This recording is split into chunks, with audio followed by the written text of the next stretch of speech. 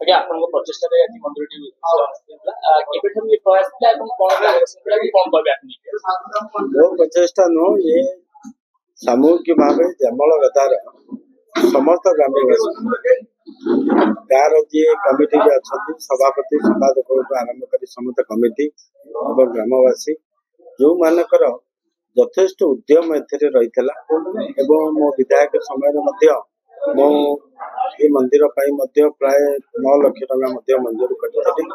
କିନ୍ତୁ ଜାମଳ ଗଦାର ସମସ୍ତ ଗ୍ରାମବାସୀ ଏବଂ ପ୍ରତ୍ୟେକ ଘର ଯାହାଙ୍କର ବହୁତ ସାକ୍ରିଫାଇସ୍ ଅଛି, ସମସ୍ତେ ଏମାନେ ନିଜ ଗାଁର ଉଦ୍ଦିଷ୍ଟତା ଦେବତା ପ୍ରଭୁ ସାକ୍ଷୀ ଗୋପୀନାଥଙ୍କର ମନ୍ଦିର କରିବା ପାଇଁ, ଗୋପୀନାଥଙ୍କର ମନ୍ଦିର ପାଇଁ ସେମାନେ ସମସ୍ତେ ଆର୍ଥିକ ସହାୟତା ସାହାଯ୍ୟ କରିଥିଲେ, ପାରିଶ୍ରମିକ ବି କରିଥିଲେ।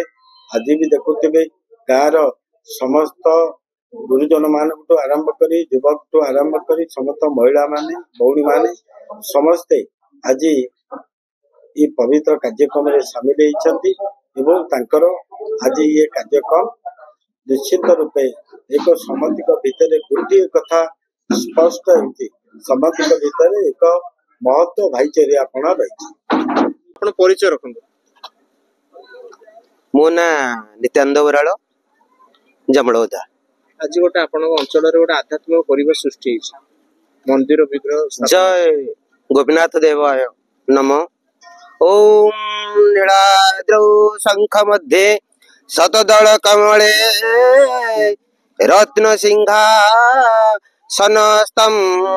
ସରବଳାଙ୍କାର ଯୁକ୍ତଂ ନବଘନ ରୁଚିରଂ ସଂଯୁକ୍ତଂ ଚାଗ୍ରଜେନ ଭଦ୍ରାୟା ବାମ ପାର୍ଶ୍ୱେ ରଥଚରଣ ଯୁକ୍ତଂ ବ୍ରହ୍ମ ରౌদ্রেন্দ্র বন্দ্যম দেবানাং সারমিষম সৌজন্য পরিবৃতম ব্রহ্মদারু স্মরামি গোপীনাথ দেবায় নমামি।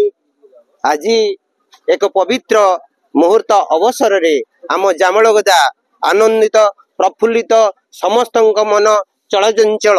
ଆରି ଭିତରେ ଆମ୍ଭେ ଦୀର୍ଘ 200 ବର୍ଷ ଧରି ଯୋଉ ମନ୍ଦିର ପାଇଁ ଶତ ଚେଷ୍ଟା କରୁଥିଲୁ, ଗୋଟେ ସୁନ୍ଦର ମନ୍ଦିର ଗୋଟେ ପ୍ରତିଷ୍ଠା କରିବୁ, ତା ଭିତରେ ଆମର ଯୋଉ ଇଷ୍ଟ ଦେବ ଯେ ଗୋପୀନାଥ ଦେବ, ଯୋଉ ରାଧାକୃଷ୍ଣଙ୍କର ଯୁଗଳ ମୂର୍ତ୍ତି, ତାଙ୍କୁ ସ୍ଥାପନ କରିବା ପାଇଁ ଆମର ଯୋଉ ଆଶା ଆକାଂକ୍ଷା ଥିଲା, ବହୁ ଦିନ ପରେ ତାହା ଆଜି ପୂର୍ଣ୍ଣ ହେବାକୁ ଯାଉଛି ଏବଂ ଏଇ କିଛି ମୁହୂର୍ତ୍ତ ପରେ ତାହା ପୂର୍ଣ୍ଣ ହେବ।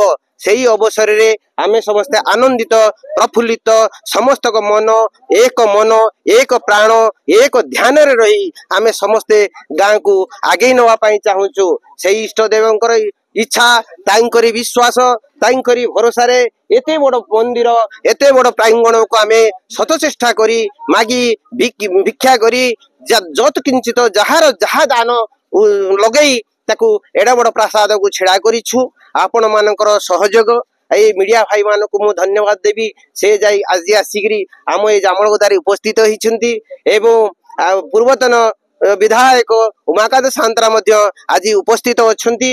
ସେଇ ଏଇ ମାହୋଲ ଭିତରେ ଆମେ ଯୋଉ ଚେଷ୍ଟା କରିଥିଲୁ କିଛି ଅନ୍ନ ବିତରଣ କରିବୁ ବା ପ୍ରସାଦକୁ ବିତରଣ କରିବୁ, ସମସ୍ତେ ପ୍ରସାଦ ପାଇବେ, କିନ୍ତୁ ତା ଦୁର୍ଭାଗ୍ୟର ବଶତଃ ଏଇ ଯୋଉ ମହାମାରୀ, ଏଇ ଯୋଉ ଦୁର୍ବିପାକ ଚାଲିଛି, ସେଥିପାଇଁ ପ୍ରଶାସନ ତରଫରୁ ତାହା ଆମକୁ ବନ୍ଦ କରି ଦିଆଯାଇଛି।